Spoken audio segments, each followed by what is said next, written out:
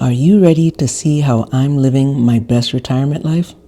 Well, let me show you how I'm making the most of my newfound freedom. Picture me, not as some decrepit old crone, but as a lady of leisure.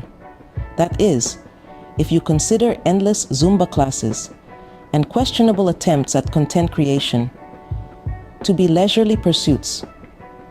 I have embraced the golden years of retirement, and I'm here to tell you, it's not half as bad as those whippersnappers at the office make it out to be. Now, before you write me off as a relic of a bygone era, perhaps I am, let me set the record straight. In my younger days, I was quite the industrious gal. Why, I toiled away for decades in the bustling world of, well, it was something to do with typewriters and carbon paper, if I recall correctly. Point is, I earned my rest. But retirement, my friends, is not about sitting on the porch and watching the world go by. It's about reinventing yourself and perhaps discovering the mischievous minx you stifled under all that workaday seriousness. Why, just the other day, I hosted a tea party where I accidentally mixed up the water and the vodka. Now that's what I call living. Of course, there have been a few hiccups along the way.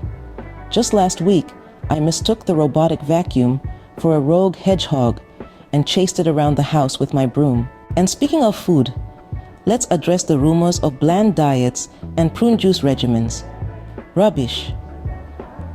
Retirement is all about culinary experimentation. The real key to living your best life in retirement isn't fancy gadgets or exotic foods. It's having a sense of purpose.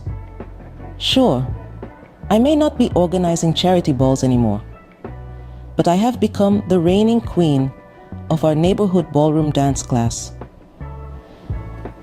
Honestly, the drama that unfolds during our weekly tango sessions is wilder than a Jane Austen novel.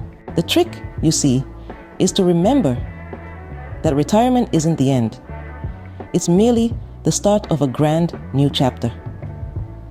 It's a time to embrace those forgotten hobbies, to make questionable fashion choices. My sequin dance leotard is a sight to behold, and most importantly, to laugh at yourself a lot. So, if you find yourself on the precipice of this so-called golden age, fear not. Trade those sensible heels for a pair of sparkly slippers and dare to be frivolous.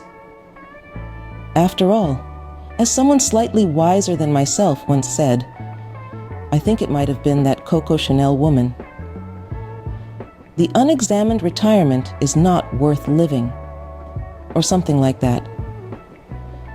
Honestly, my memory's not what it used to be.